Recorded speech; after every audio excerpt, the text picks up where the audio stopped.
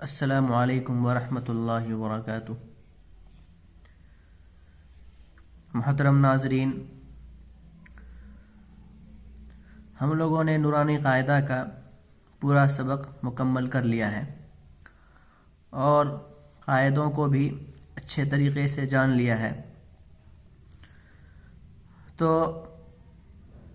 اس کا مقصد ہمارا یہ ہے کہ ہم قرآن پاک کو صحیح انداز سے پڑھیں، کہاں پر کس الفاظ کو کیسے ادا کرنا ہے، کہاں پر غنہ ہوگا اور کہاں غنہ نہیں ہوگا، کہاں کھینچ کر زیادہ پڑھنا ہے اور کہاں کھینچ کر نہیں پڑھنا ہے، وہ ہم لوگوں نے جان لیا۔ تو اس کو آج ہم لوگ اب قرآن پاک کی لاسٹ پارہ جو اماں پارہ ہے اس کو شروع کریں گے۔ اس کو پڑھنے کے ساتھ ساتھ نورانی قاعدہ کا ہم لوگوں نے جو سبق پڑھا ہے اس کا اجرا کے ساتھ پڑھیں گے، تاکہ ہمارے ذہن میں وہ قاعدہ پھر سے ذہن نشیں ہو جائے، اس کی ادائیگی اچھے سے ہو۔ چلیے شروع کرتے ہیں۔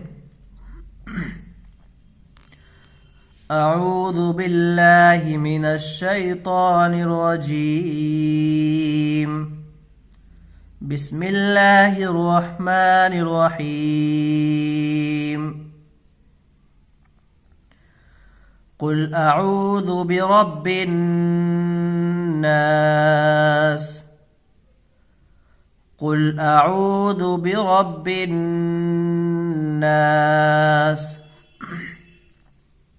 دیکھیے قاف کے اوپر پیش کی حرکت ہے۔ ہم لوگوں نے تختی نمبر 3 میں پڑھا تھا، پیش کی حرکت کو جلدی پڑھیں، تھوڑا بھی نہ کھینچیں۔ لام کے اوپر جزم ہے، جزم والے حرف کو پیچھے حرف سے ملا کر پڑھتے ہیں۔ حمزہ کے اوپر زبر کی حرکت ہے، جلدی پڑھیں، تھوڑا بھی نہ کھینچیں۔ عین واو پیش عو، اس کو کھینچ کر کے پڑھیں گے، اس لیے کہ واو مدہ ہوگا، واو ساکن سے پہلے پیش ہے، واو ساکن سے پہلے پیش ہے تو واو مدہ ہوگا، اس کو ایک الف کے برابر کھینچ کر کے پڑھیں گے۔ زال کے اوپر پیش کی حرکت ہے، اس کو جلدی پڑھیں گے، اور با کے نیچے زیر کی حرکت ہے۔ حرکت کتنے ہیں؟ حرکت 3 ہے، زبر زیر پیش، ان تینوں کو جلدی پڑھیں گے، تھوڑا بھی نہ کھینچیں گے۔ جیسے یہاں با کے نیچے زیر کی حرکت ہے، اس کو جلدی پڑھیں گے، معروف پڑھیں گے۔ را کو جلدی پڑھیں گے اور را کو پر پڑھیں گے، اس لیے کہ را کے اوپر زبر ہے۔ اور یہاں تشدید والی حرف میں ایک طرح کی سختی ہوتی ہے، یہاں پر غنہ ہوگا، اس لیے کہ نون اور میم کے اوپر تشدید ہو تو غنہ ہوگا۔ یہاں نون کے اوپر تشدید ہے تو اس کو غنہ کے ساتھ ادا کریں گے، اور تشدید والے حرف کو 2 مرتبہ پڑھتے ہیں، ایک بار پیچھے والی حرف سے ملا کر اور ایک بار خود اسے۔ اور یہاں آگے آیت آ رہی ہے گول نشان، تو اس پر ہم جب سانس توڑیں گے تو آخری حرف پر جزم دے کر سانس توڑیں گے۔ قل اعوذ برب الناس، ملک الناس۔ دیکھیے یہاں میم کے اوپر زبر کی حرکت ہے، اس کو جلدی پڑھیں گے، زیر، لام کے نیچے زیر کی حرکت ہے اور کاف کے اوپر نیچے زیر کی حرکت ہے، ان تینوں کو جلدی پڑھیں گے۔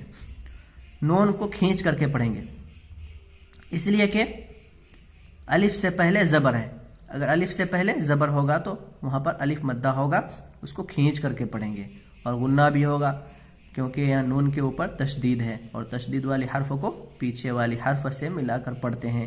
یہاں آگے گول نشان ہے تو اس کو یہاں پر سانس توڑیں گے تو آخری حرف پر جزم دے کر سانس توڑیں گے۔ ملک الناس، الہ الناس۔ دیکھیں یہاں زیر کی حرکت ہے، اس کو جلدی پڑھیں گے، لام کو کھینچ کر کے پڑھیں گے، لام کے اوپر کھڑا زبر ہے اور کھڑا زبر برابر ہوتا ہے الف مدہ کے۔ إله الناس من شر الوسواس الخناس من شر الوسواس الخناس. یہاں دیکھیے اخفا کا قاعدہ ہوگا، وہ اس لیے کہ تنوین یا نون ساکن کے بعد حروف اخفا میں سے کوئی حرف آئے تو نون کی آواز کو ناک میں چھپا کر پڑھیں گے. یہاں نون ساکن کے بعد حروف اخفا میں سے شین ہے تو اس کو اخفا، یہاں پر اخفا کا قاعدہ ہوگا. اور یہاں واو پر الف مدہ ہوگا اس لیے کہ واو الف سے پہلے زبر ہے تو ایک الف کے برابر کھینچ کر کے پڑھیں گے. من شر الوسواس الخناس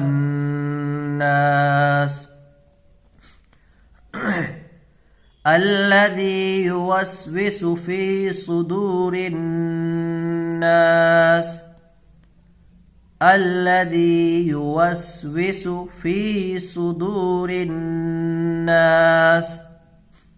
یہاں پر یا مدہ ہوگا اس لیے کہ یا ساکن سے پہلے زیر ہے، یا ساکن سے پہلے زیر ہو تو وہاں یا مدہ ہوگا، اس کو ایک الف کے برابر کھینچ کر کے پڑھیں گے.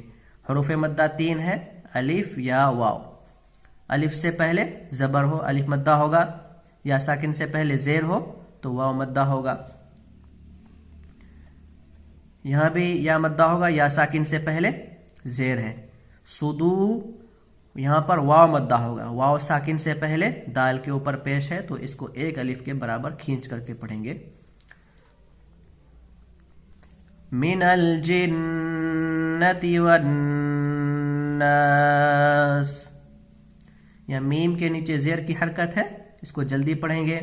اور یہاں نون لام زبر نل جزم والی حرف کو ساکن کہتے ہیں اور اس کو پیچھے حرف سے ملا کر کے پڑھتے ہیں. یا نون میں غنہ ہوگا اس لیے کہ نون کے اوپر تشدید ہے، اور نون اور میم کے اوپر تشدید ہو تو غنہ ہوگا. قل اعوذ برب الناس ملک الناس الہ الناس من شر الوسواس الخناس الذي يوسوس في صدور الناس من الجنة والناس. السلام علیکم ورحمۃ اللہ وبرکاتہ.